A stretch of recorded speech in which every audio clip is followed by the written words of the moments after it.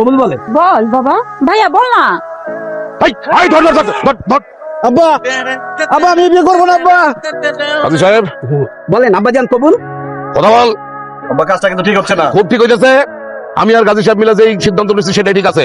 এখন তুই ভালো বেলায় কবুল বল, নাহলে কিন্তু আমি গুলি করে দিলাম। 1 2 কবুল বলেন আব্বাজান। কবুল। কবুল হয়েছে আলহামদুলিল্লাহ। আলহামদুলিল্লাহ। এই বন্ধুক রে, মিষ্টি আইনা খাওয়াই দে সবাই রে, আমার ছেলে কবুল বলছে।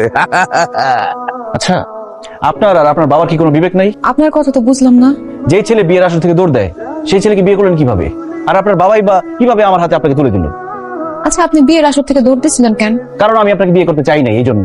পাত্রী হিসেবে কি আমি এতটাই খারাপ যে মানে আপনি বিয়েই করতে চান নাই? এখানে খারাপ ভালোর বিষয় না, বিষয় অন্য জায়গায়। আপনার কি অন্য কোথাও প্রেম আছে, রিলেশন করেন? জি না। তাইলে আরে আপনি বড় হয়েছেন গ্রামে, আমি বড় হয়েছি শহরে।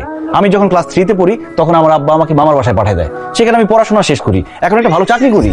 তো মানে বোঝেন না? আপনার আমার বড় হওয়ার মধ্যে বিরাট পার্থক্য। আমাদের বড় হওয়ার পরিবেশ সম্পূর্ণ আলাদা, শিক্ষা ব্যবস্থা আলাদা, আমাদের জীবন দর্শন আলাদা। আপনার ব্যক্তিগত পছন্দ, আমার ব্যক্তিগত পছন্দ অপছন্দ সব আলাদা। এই দুজন আলাদা মানুষ এক হয় কিভাবে? দেখেন, মানুষের বিয়ের আগে কি সবকিছু এক থাকে? দুইজন তো আলাদা আলাদা মানুষই হয়। তারপর বিয়ের পরে আস্তে আস্তে পরিবর্তন হয়। জি না, পরিবর্তন হয় না, পরিবর্তন করতে হয়। কিন্তু এই পরিবর্তনটা আমি করতে চাই না, করতে পারবো না। এই জন্য এই বিয়েটা আমি করতে চাইনি। আসসালামু আলাইকুম। ওয়ালাইকুম আসসালাম। আমি তো বুঝতে পারছিলাম বাসর রাতে তুই ঠিকই ঘরের থেকে পালানোর চেষ্টা করবি, সেই জন্য বন্দুক নিয়ে দাঁড়ায় আছি। আয় বন্দুক দে। আব্বা, আপনি তো আমার কথাই বুঝতেছেন না। এই তুই আমারে জন্ম দিছস না আমি তোর জন্ম দিছি?